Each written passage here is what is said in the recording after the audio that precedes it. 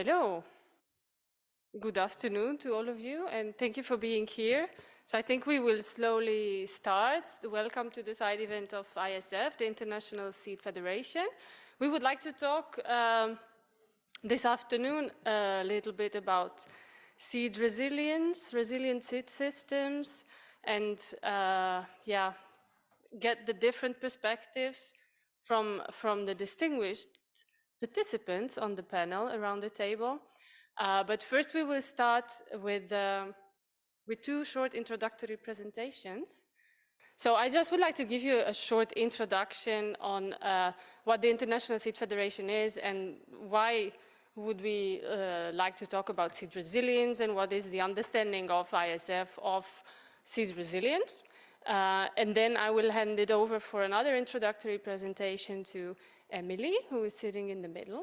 And then we would like to have a discussion with the colleagues around the table and you who are sitting in the audience.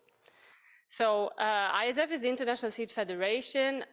It's an association of national seed associations and companies. So we have a number of members from all over the world. You can see the countries which are included in the membership of ISF, and we represent more or less 7,500 companies all over the globe. So I think this is not new to any of you. Seed is the necessary start of most food production and essential for food and nutrition security. This is part of the mission, of course, that ISF has. But first to start, I would like to share a few words about what is the vision and what is the mission of the International Seed Federation and how we come to the idea of seed resilience and how we see seed resilience potentially being realized. So what do we need for it to happen? So our vision is basically a world where the best quality seed is accessible to all, supporting sustainable agriculture and food security. And what are we trying to do for that? Create the best environment for global movement of seed, for seed trade basically, and beyond that, promote plant breeding and innovation in seeds. So let's go to seed resilience, which is part of our objectives. And the question is whether it's part of the objectives of you as well, or at least if you also representative organization of your members. So just to give you an idea of what ISF means by seed resilience, it's on the screen, so you can also read it, but I can do it as well.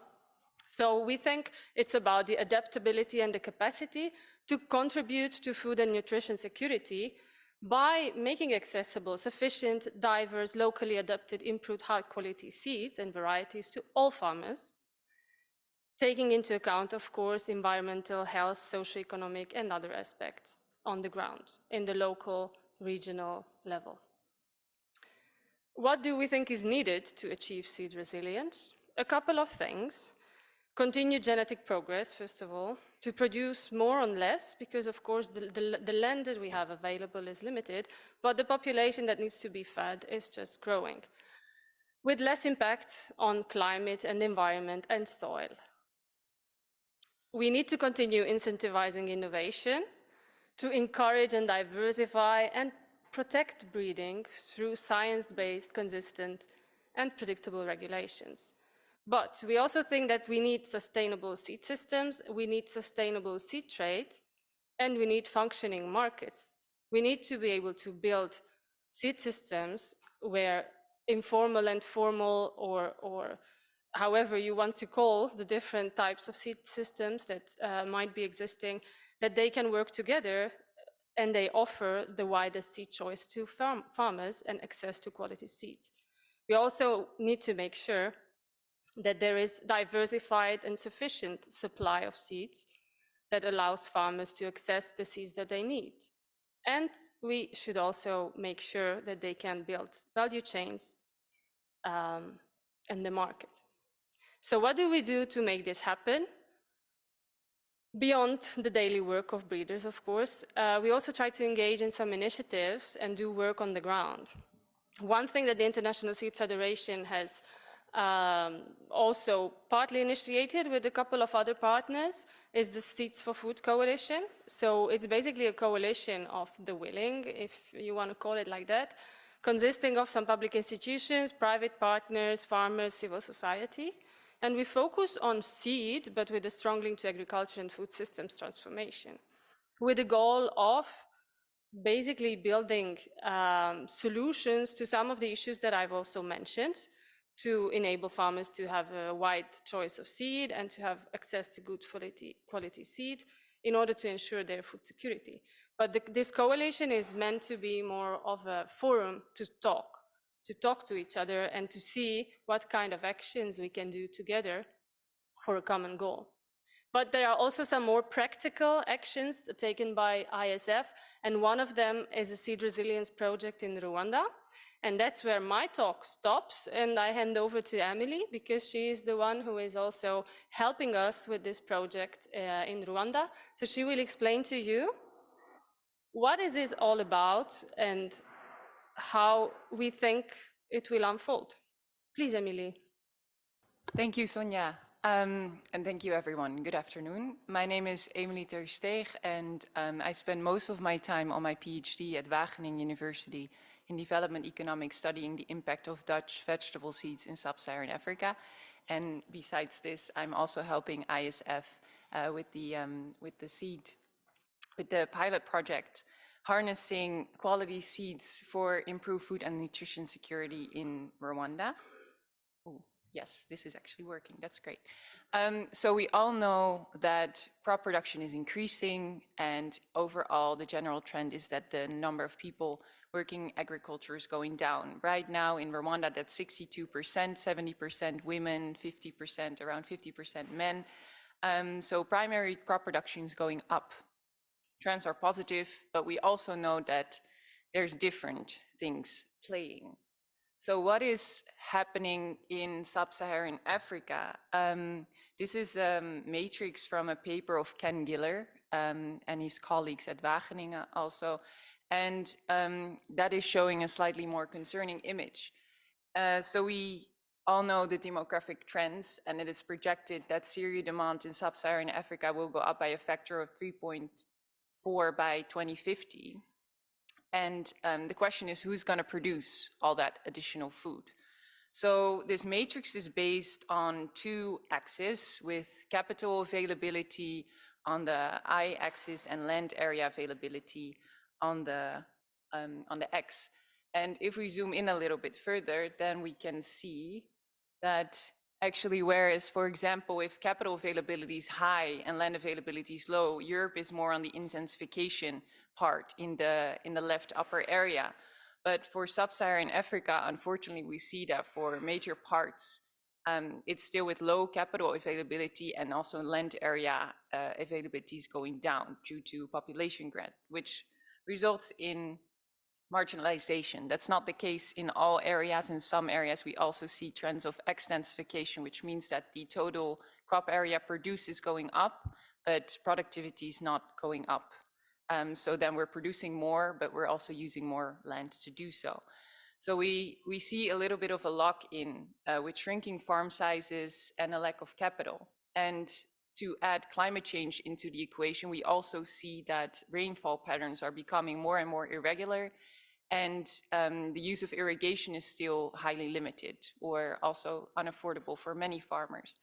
So Mr. Giller, Professor Giller, points at enhancing productivity and diversification into high-value crops to help farmers strengthen their livelihoods now that off-farm employment is still quite limited.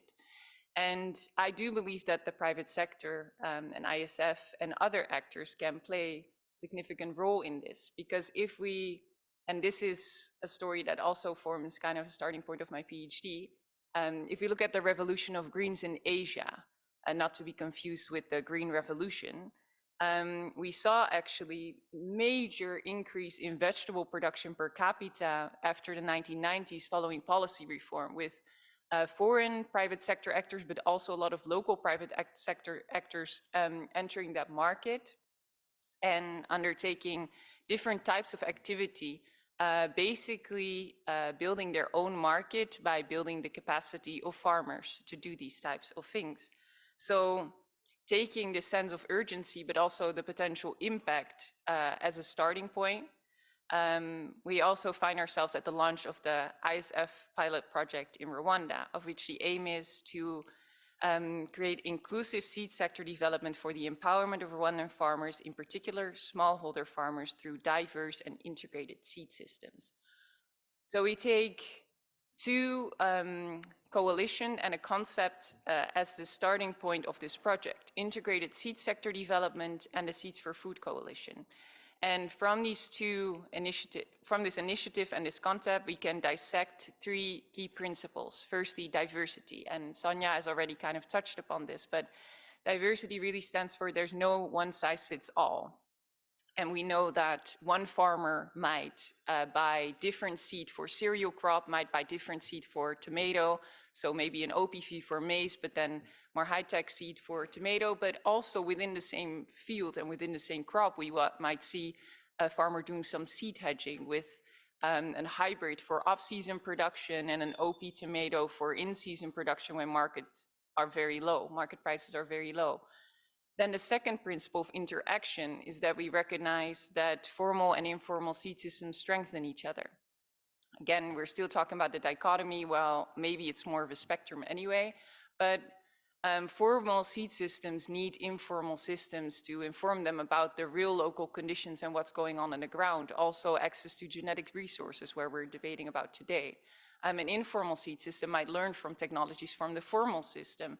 And also, if we can like some of these formal varieties entering informal systems in a different form, that can also really enhance their reach. And then thirdly, collaboration, which is really the key of the Seeds for Food Coalition, is to be inclusive and to offer everybody a seat at the table, working with public, private, and development actors. That's really important. And then there's, I guess, a fourth principle of experimentation. This is a pilot project, so we're going to try different things, try to really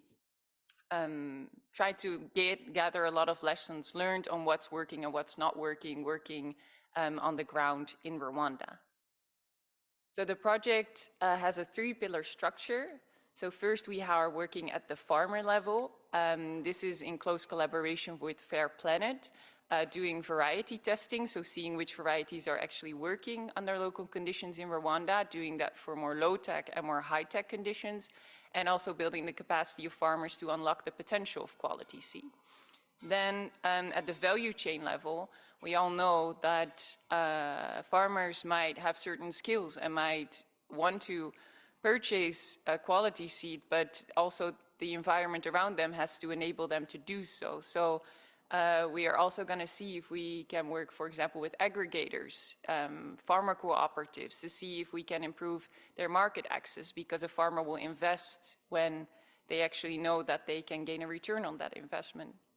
And at the policy level, there's very close collaboration with the Rwandan government and the National Seed Association in Rwanda, because of course, in the end, an enabling environment, the rules, but also how they're implemented in practice, structure seed system activities. So for each pillar, ISF will be working with different partners and in partnerships. That's very important. And this is then kind of the project vision. And we recognize that we have to be realistic about what's feasible on the long term and the short term, and also that we have to work in close alignment with the partners and with the government. And this is an example for vegetables, and we can see that for the formal system, things are already materializing a bit faster. Also, there's a roadmap by the National Seed Association of Rwanda that is being picked up by the Rwandan government, and that sets very clear goals of where they want to go. So one example is, for example, that they want to harmonize and align themselves with COMESA regulations. So this is an interesting short-term goal that can really fuel global seed value chains in Rwanda. And on the long term, Rwanda wants to start positioning itself as a global seed hub. And for this reason, they also want to get ISTA accreditation of their laboratory. So that's for short-term, long-term, for the formal system. For the informal system, I think we're still much more in an orienting phase. But I can see that one thing that we could do on the long term is, for example, really trying to experiment with these intermediary quality assurance systems, like, for example, QDS. So we're still working on that. So collaboration and interdependency, this is really getting also back to the presentation of Szonja, that seeds moves globally and needs to be adapted locally, creating these global seed value chains to create farmer choices and working with different public and private actors because they're complementary. In terms of project governance, we will have two different bodies helping. So the supervisory body consists of implementing partners, so doing the in-the-field work, ISF members, companies, and the ISF Secretariat, and they're going to take care of the day-to-day management of the project. But in terms to really operationalize this concept of collaboration, the Seeds for Food Coalition, there's also going to be an advisory group that consists of all sorts of a wider diversity of actors that will be able to really also help with representation, giving people a seat at the table, and also tracking the progress made in the project. So a little update from the field. This is a picture taken in November at the Horticultural Center of Excellence in Rwanda from the company visits. So an MOU was signed between Fair Planet and the Rwandan Agriculture Board earlier this year, at the start of this year, and now the first variety trials are actually being conducted. The crops included are cabbage, carrot, onion, sweet pepper, and tomato. And we have 7 companies participating, local and global companies, and so far the results look promising. It was quite an intense season with a lot of bacterial wilt, so you can see the tomato plants, some of them are doing quite well, some of them were not doing so well. And we have some results for the carrots already. So all the carrot trials were actually conducted with OPs from local companies. And the yield improvements using good agricultural practices and these quality seeds were significant. If we look at the national average from the FAO data, this is what we're looking at. So this is exciting also for the Rwandan Agricultural Board and Fair Planet to get started on the capacity building later this year. So this is the timeline that we're now looking at. So the company visits have already taken place. We're trying to get first supervisory board meeting set up. Then we're planning a visit to Rwanda to really align, see what's already happening, align with the stakeholders there. Then we're planning a first advisory board meeting. We will start the second season in March, and then in September, Fair Planet hopes to start with capacity building activities. So that's it for now. Thank you.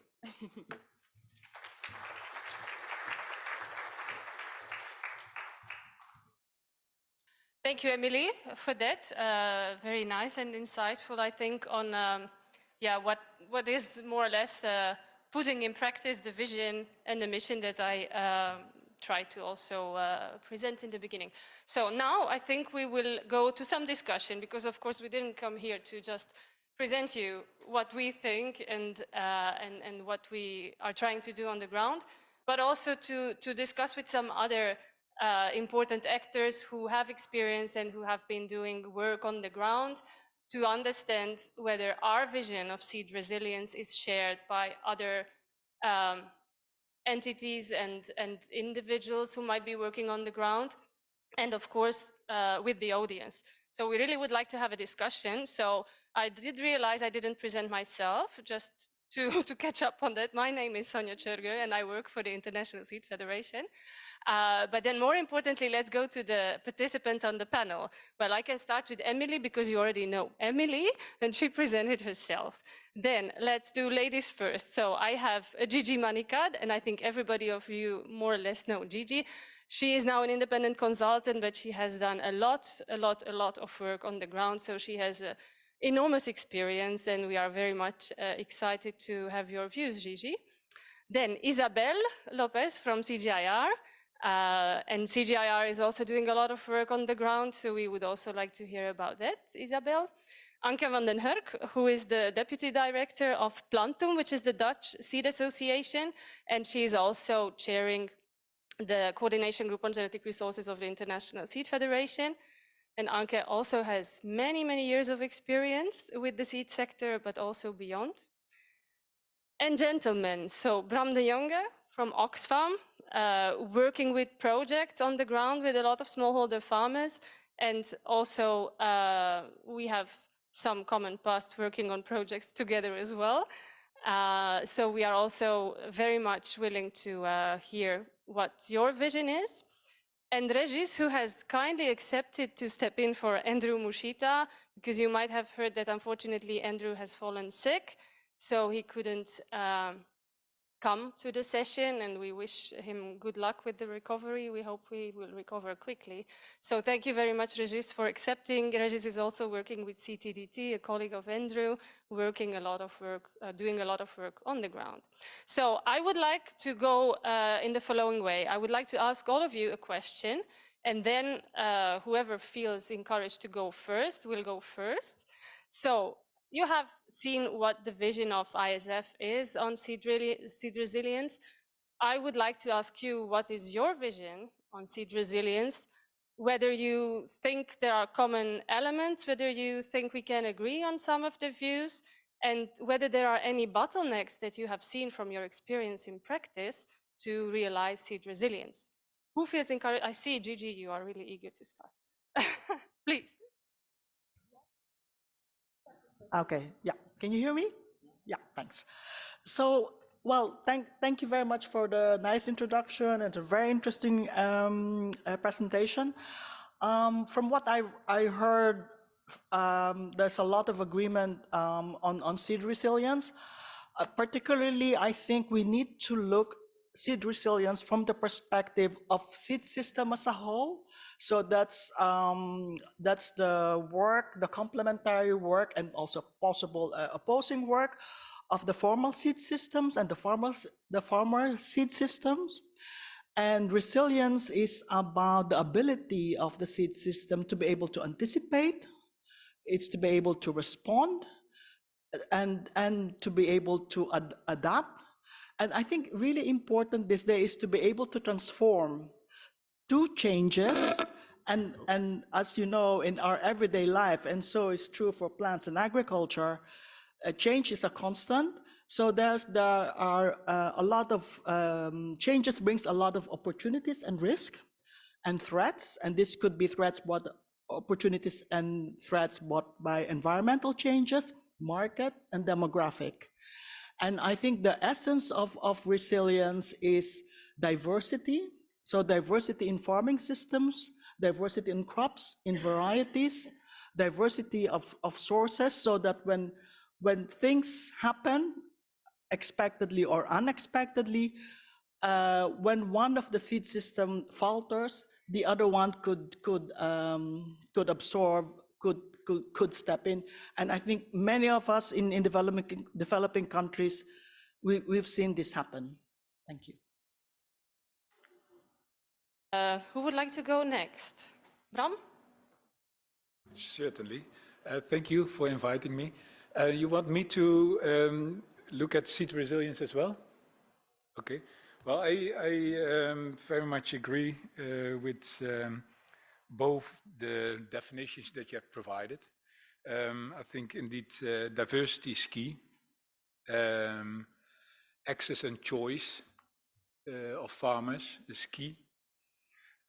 What I maybe would like to add is, in comparison to the definition that was on the screen, is maybe that we would put more emphasis also on not only farmer access and use, but also the space to also continue development of the seed and the cultural needs next to the environmental and socio-economic conditions to which the crops and varieties that they have at their disposal should fit these, but it should also respond to their cultural values and needs if they have that relation with the seed, etc. So I think these are components that, from our perspective, are a bit more into the focus.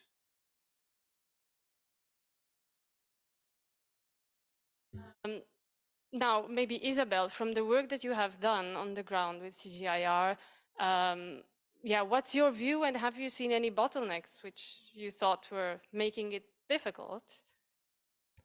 Yeah, thanks, Szonja, and thanks for inviting me to participate in this event. Yeah, when preparing myself for this question, I realized that there may be, the bottlenecks may be different depending on the context. And in some countries, we realize that bottlenecks start with the lack of basic infrastructures like roads and even places where you can keep the seed, like seed storage places. In other places, the bottlenecks may come or may be related to the lack of diverse seed systems and the lack of enough robust actors and connections among the actors in each of the seed systems that exist.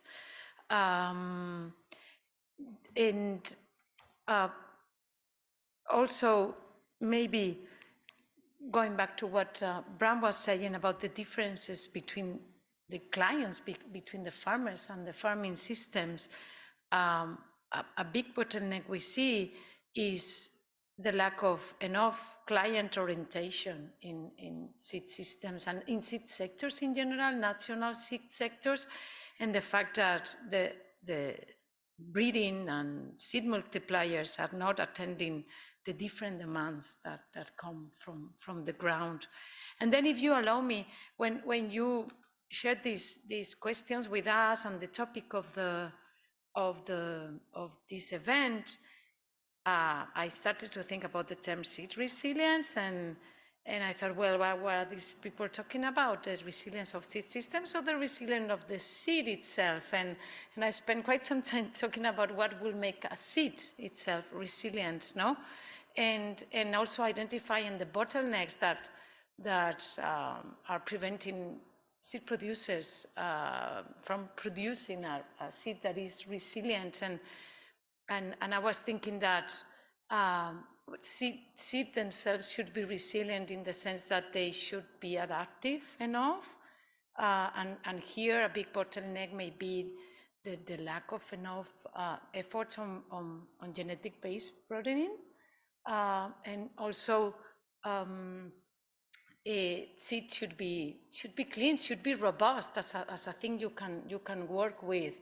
And here we see also in the countries we work in, or with the farmers we work in, that the quality of the seed is impaired by the lack of enough quality control mechanisms that don't need to be formal at all, but the fact that people who know about seed and seed production are becoming more like older and older, and the mechanism that farmers used to rely on that was at the basis of farmers' trust for understanding what is good quality seed and what is a good quality seed supplier are disappearing because people are migrating to the towns, and the rural communities are very much affected by very radical changes that are like somehow distorting the communication and the trust mechanisms that they have, and that allow them to maintain seed quality in an informal way, but still maintain it, right? So, yeah, I'll leave it at that. I spoke a lot, I realize. No, but you are here to do that, so no problem with that. Thank you very much, Isabel, and I think it's a long list of bottlenecks, so I think we have some things to do. But you mentioned the need for also the varieties to be resilient, and I will now go directly to Anke. Where do you see maybe the role of the seed sector in that, to also provide resilient material for farmers? Thank you. Indeed, a good question.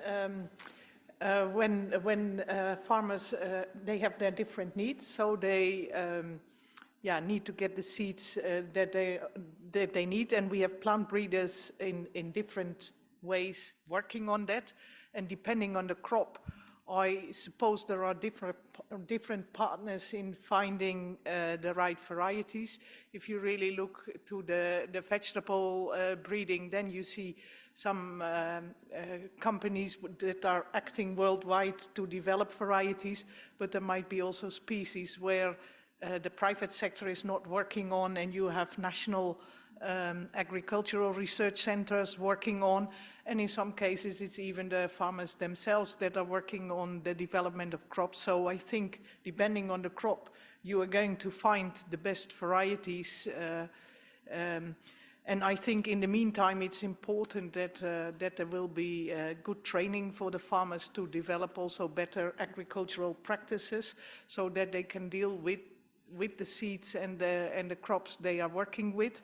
So I think, yeah, that's what we are at. And to really bring also the best varieties, it's not only that we develop the best varieties, but it needs also to have a good enabling environment to bring the varieties there. So there should be a proper regulatory system so that people can indeed introduce the varieties, that in some cases there is sufficient protection from the intellectual property rights so that people can have the varieties and can indeed develop the varieties and have some return on investment by having this protection. And of course, then very important is also like the whole infrastructure that Isabel was mentioning. It's not only having the seeds, but how do you get the seeds to the farmers? But yeah, that is a first reaction on your question. Thanks. Thank you very much. Now I would like to go to Regis, who also has, I think, a lot to share with us, because you have been doing a lot of work on the ground. So Isabel was mentioning about bottlenecks and experiences on the ground. Do you share those, or do you have others to add to the list? And yeah, your general view as well. Please, you have to press the button, yes.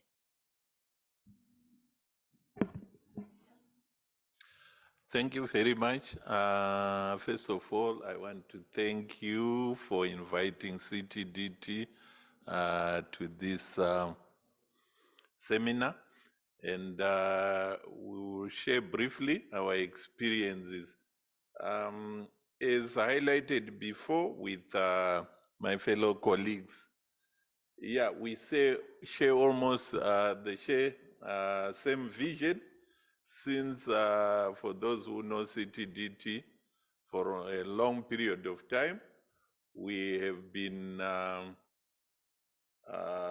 promoting, or we have been, advocating for the integration of the formal and the informal seed systems. And we have worked closely, particularly in policy line, in trying to have government actually coming up with appropriate legislation which take cognizance of our informal seed systems. I totally agree there are some bottlenecks to achieve, resilient seed systems. In our case, there is limited access to seed, and we also have, some policy challenges that we don't have, effective policy on the ground, which actually, back up our the resilient seed system. And we have not established formally, institutions which can effectively regulate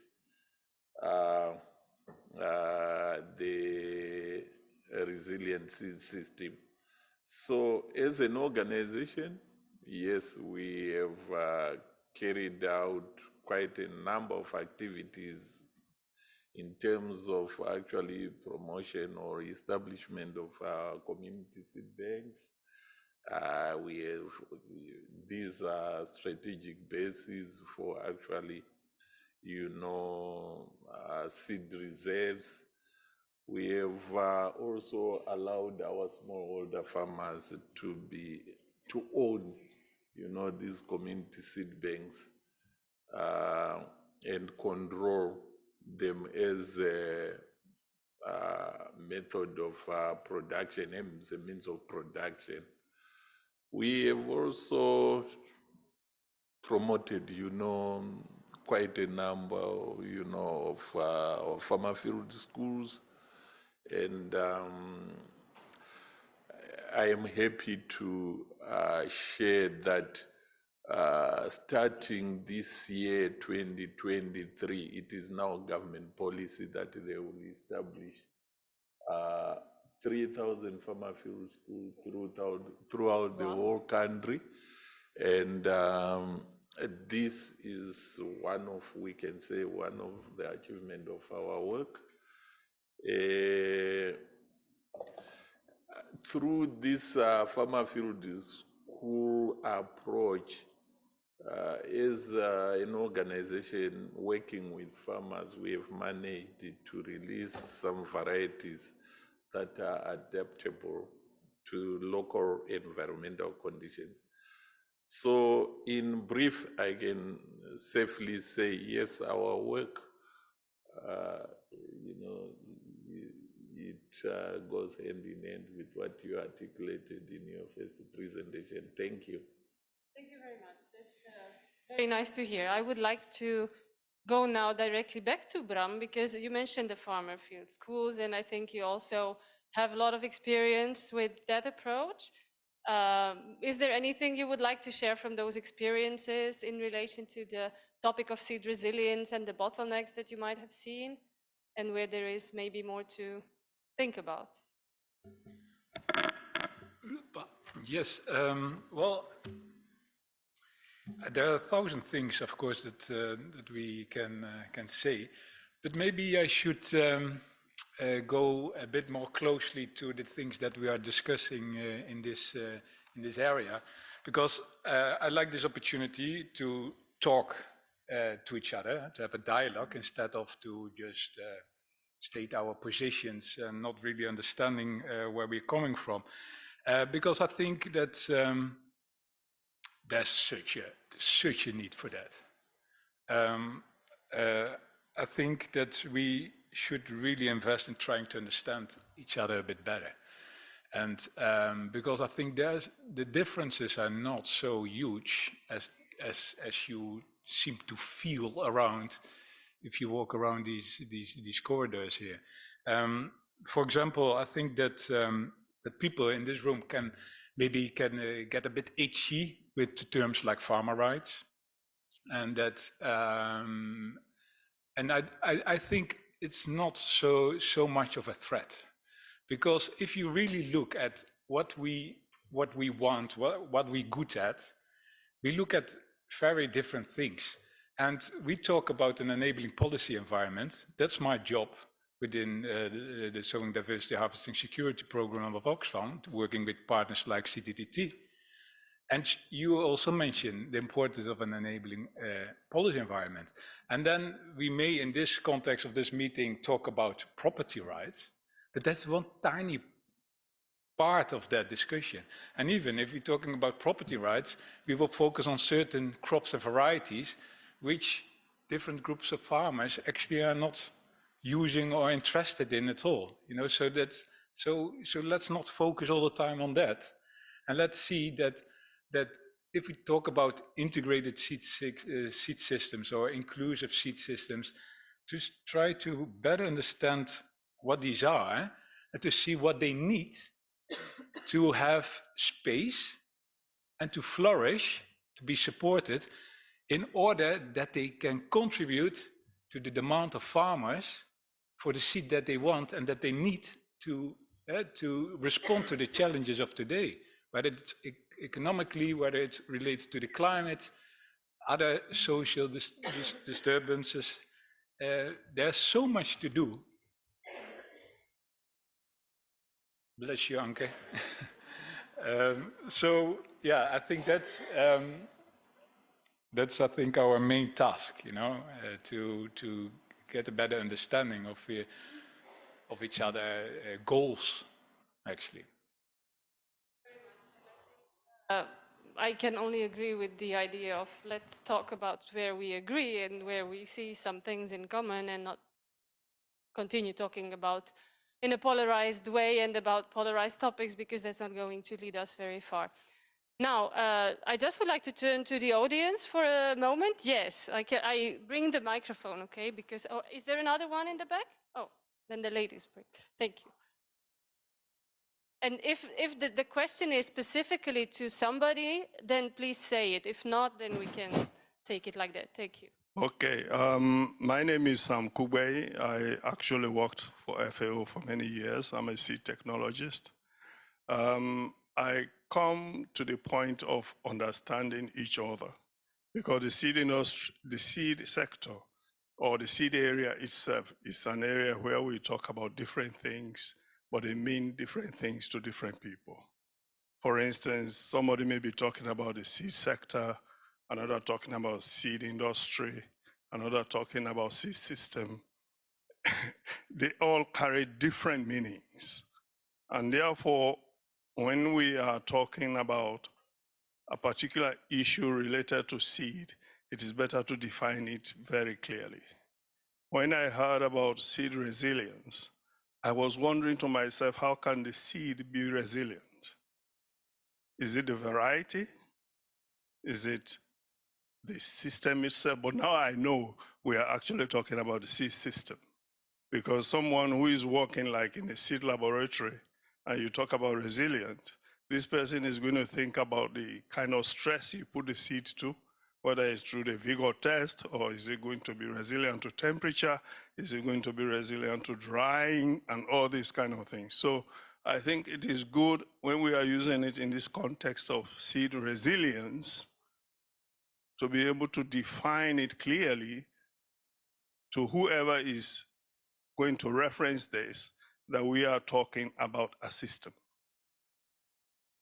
So that is just a general comment. Thank you. Oh, please, go ahead, go ahead. Thank you for the presentations and the discussions. My question is to any of you over here. More generally, how would you distinguish resilience, the definition itself, between fragile economies on one hand and emerging economies or developing economies? Because when you look at countries like Sudan or Mali or Niger, you know, like the fragility is very different from what you would see perhaps in Zambia or Zimbabwe or Uganda or Rwanda. You know, how do you, what is the definition or the factor that you're looking to distinguish or harp on perhaps to really target resilience long term? Because it would have implications on the diversity definition, right? Diversity in actors, diversity in how you define the different formal sector or the informal sector, what you do, like you had in the table, short term versus long term. So the strategy would really vary depending on the context, right? Both in the near term and in the long term. So how would you flex that definition of resilience depending on the economic context? Sorry, I saw you thinking, so I thought. Thank you for that very easy question to answer. No, but I think you're raising a very good point. If I understand you correctly, you're referring to what is classified as food crisis countries. Is that what you're referring to, or countries in emergency situation? Is that what you're?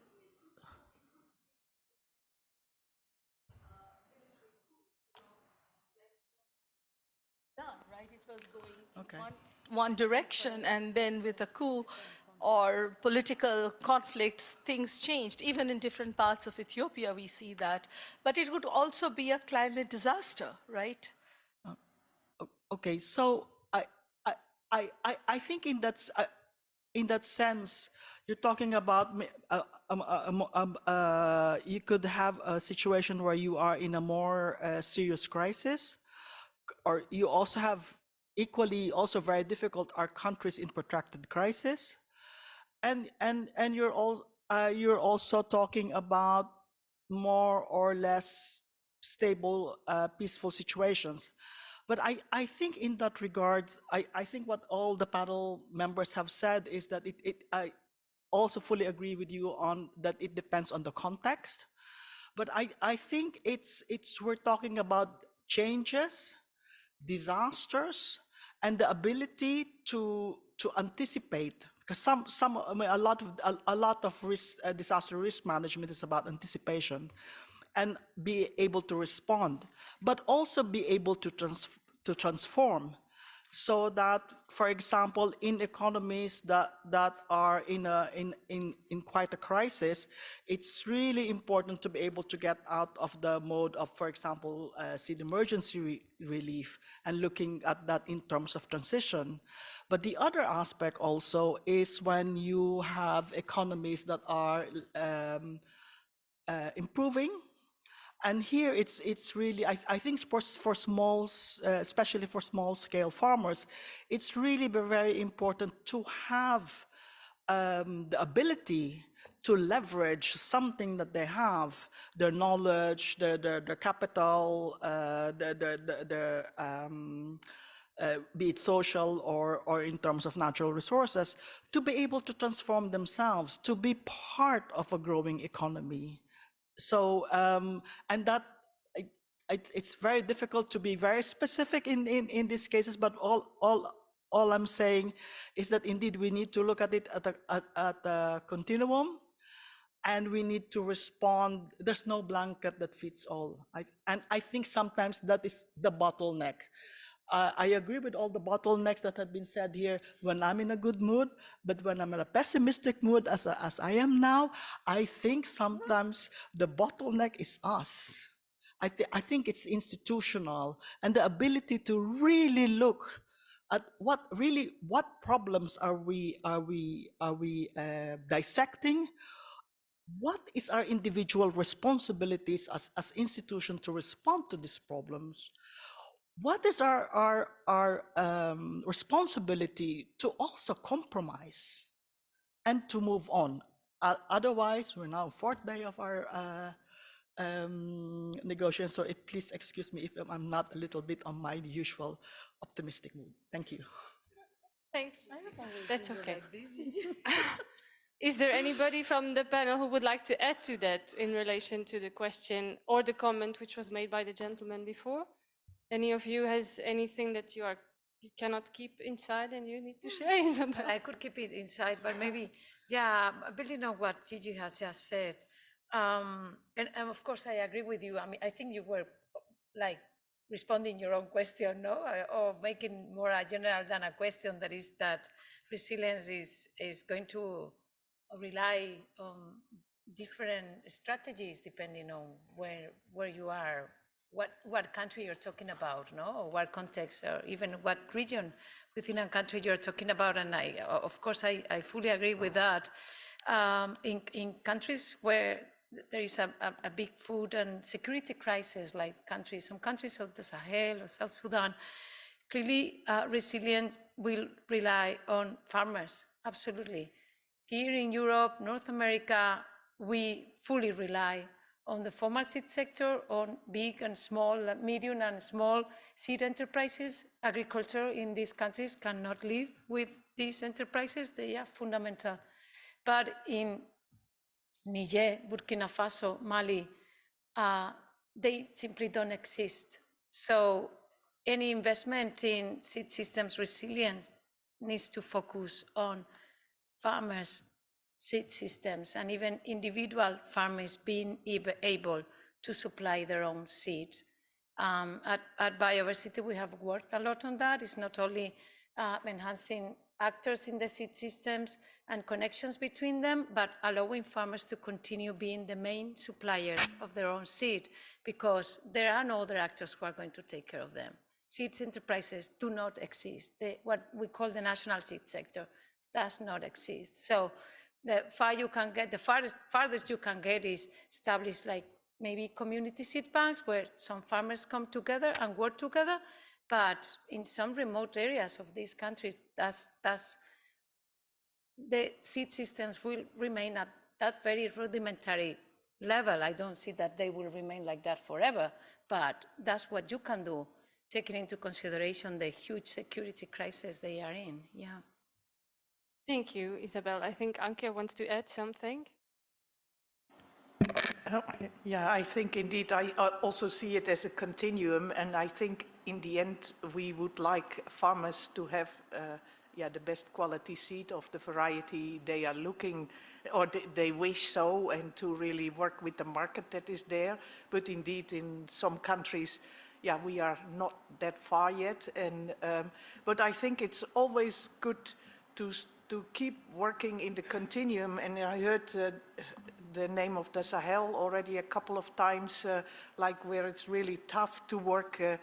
But the Netherlands at the moment is supporting a project in the Sahel in Mali, Burkina Faso and Niger, and where they also try to involve, and it's indeed in little steps, but they also try to involve the private sector. And I think just this continuum look like where is a sector daring to step in already, because I think if you could really establish at a certain stage a real market for a seed sector with national and international companies, then you are moving ahead, and then you are not dependent completely anymore on projects, because that is sometimes the concern. You are doing a project, there is money to do things, you are establishing laboratories, you are establishing whatever, but then the project is over, and then what's next?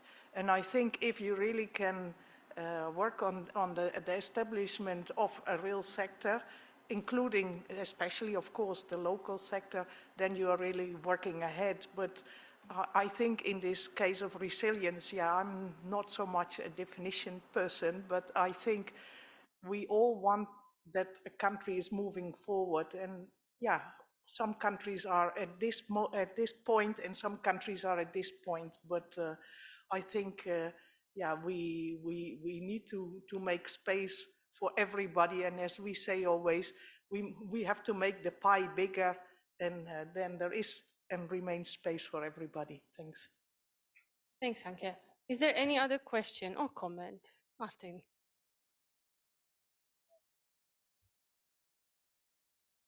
Who else was?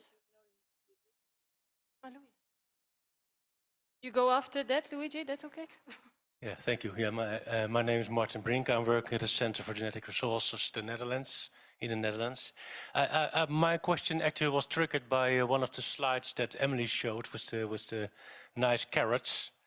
And well, in this respect, I would like to refer to some other work that the Dutch government is supporting, which is a project together with the Alliance of Biodiversity International and CGIAR, also on seed resilience. And one of the main elements of that program is to work on neglected and underutilized crops, especially in countries like Kenya, Rwanda, Zambia, and Zimbabwe. And my question is, in the project that you were mentioned, the ISF project, is there also room for these underutilized and local crops to be included, or are you mainly focusing on well, more worldwide grown vegetables like carrots? Very good point. I think that this is kind of what we can go and continue to explore, talking to different stakeholders in Rwanda about potential underutilized crops that we could be working on and that we could work on, for example, maybe with public actors, because as we also mentioned in the presentation, different actors focus on different market segments.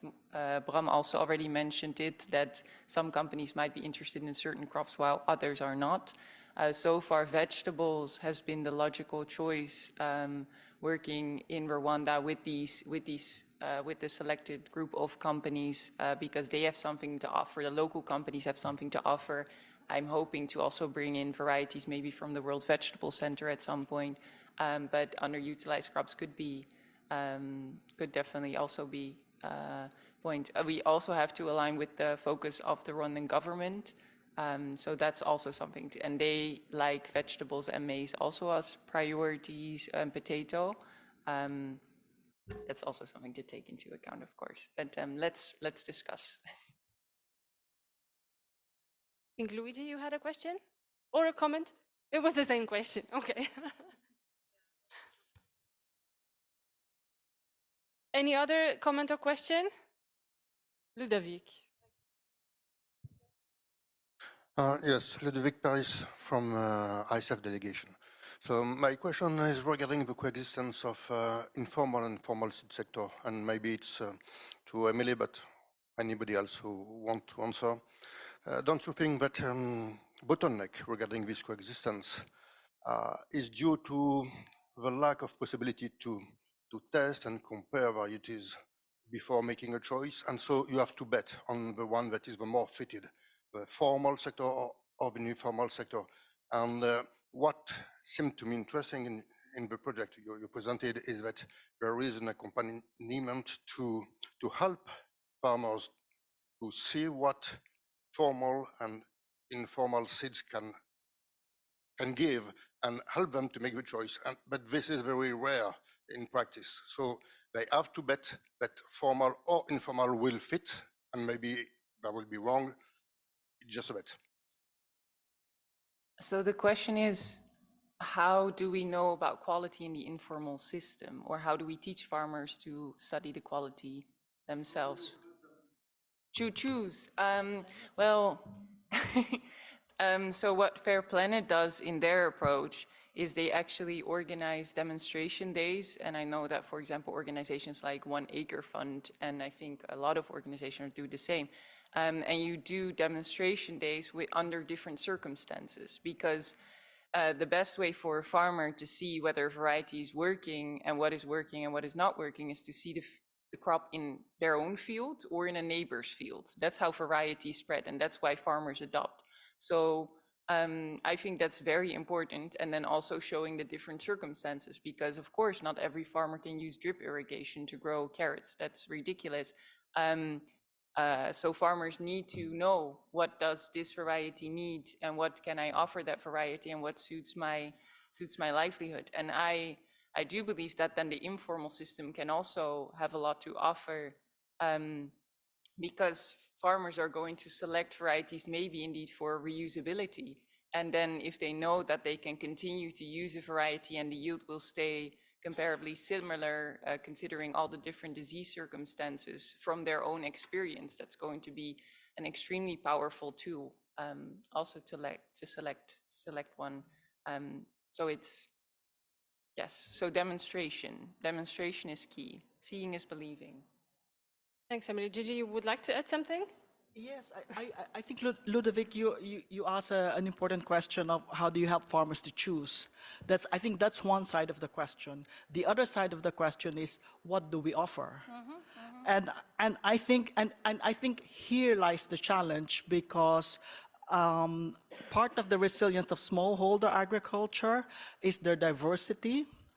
And so how do you respond to smallholder farmers in highly diverse agroecologies, where you have to respond to location and socioeconomic needs and preferences?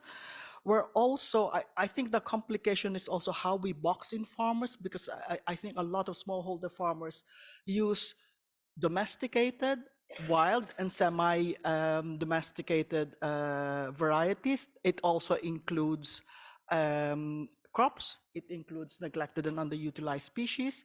And I often see this, they use a combination of commercial improved seeds as well as local seeds. So they could use the same, like what I've seen in Myanmar is that with East-West, They test all kinds of varieties. So farmers like the East West varieties, because can you imagine how tedious it is to multiply these teeny tiny vegetable seeds?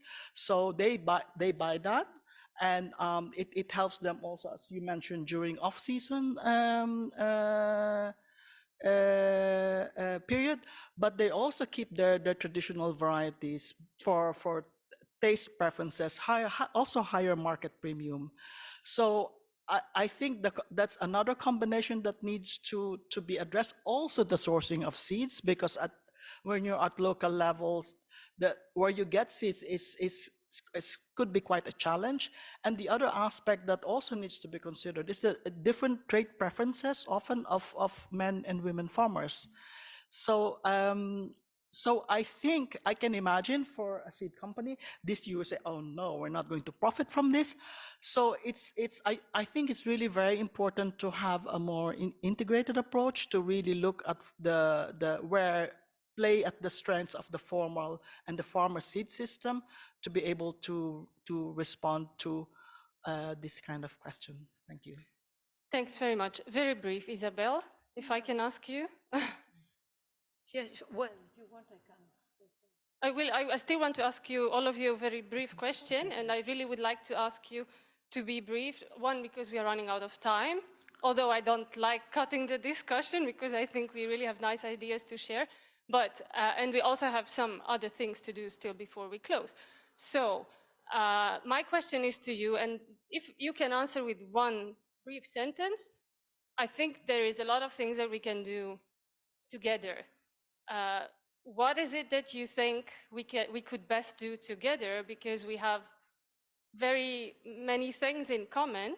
What would be your recommendation, how to go forward to have more results on the ground and achieve the goals that we are all working for? Let's start with Bram.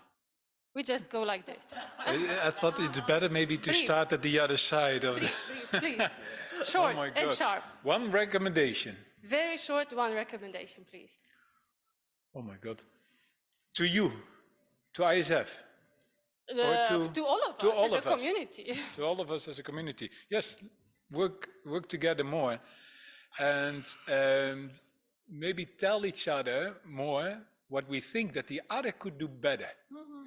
Because often it's quite easy to see it's more easy to see what the other could do better than to see what yourself could do better. Could you hear it from each other? Yes. Thank you. Anke? I think also that it's good to sit together and to really understand each other. I mean, Bram indicated already quickly, like we are discussing here a lot of things, and I'm feeling we are not getting really to the nitty-gritty, what we really mean. So I think it would be good to have like a think tank with a group of people from different angles that is going to sit together a couple of times a year to really dig deeper in the difficult political topics we are dealing with at this moment. Thank you. Emily, do you have something?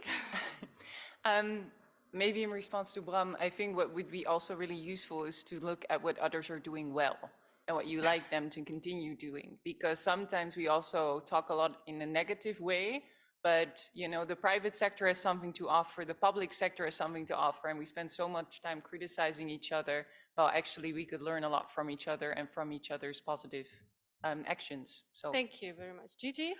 I agree with what all my colleagues have said here, but I think in addition, I'd really like to have less fragmentation and an integrated approach of conservation, sustainable use, and innovation. I think especially the innovation and bringing innovation to farmers' field and helping develop co-innovation with farmers, I think that's really, really very important. Thank you. Isabel. Yeah, from my side, I've always looked at things from what would this mean for biodiversity, genetic diversity. So very, very concrete recommendation for people working on the informal sector and formal sector: continue marketing old, improved varieties and land races. Diversify the portfolio. I understand that not all companies can maintain a very diverse portfolio of varieties in the market.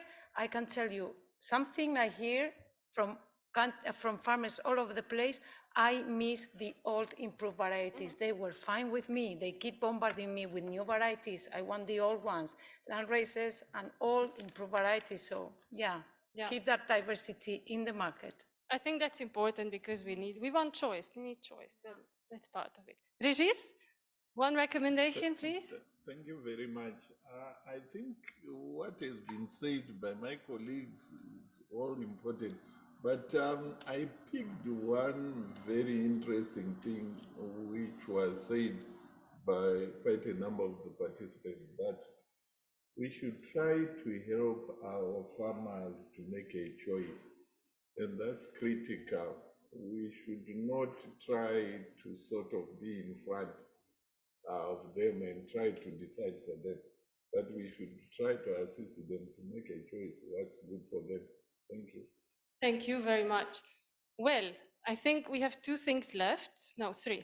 First, I would like to thank all of you for participating in the discussion, for coming and sharing your ideas. Special thanks to the panel. And that's my second point. Please give them a round of applause, but don't leave yet. Oh, no. You can...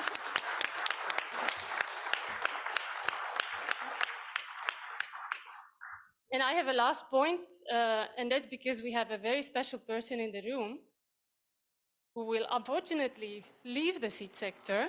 And I think many of you appreciated her work.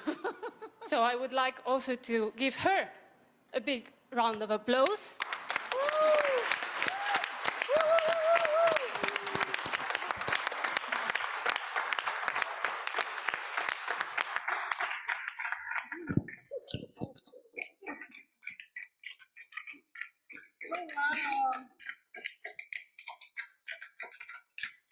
Thank you, Anke.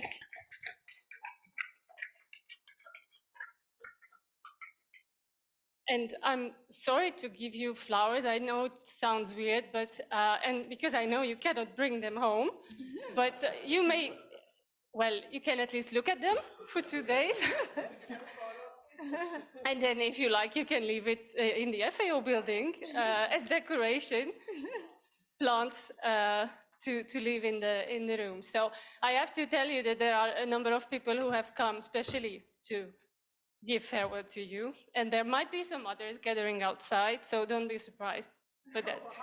And really, thank you very much for all the work you have done. And it's not only my thanks, but it's really from everybody. Yeah, thank you. Okay.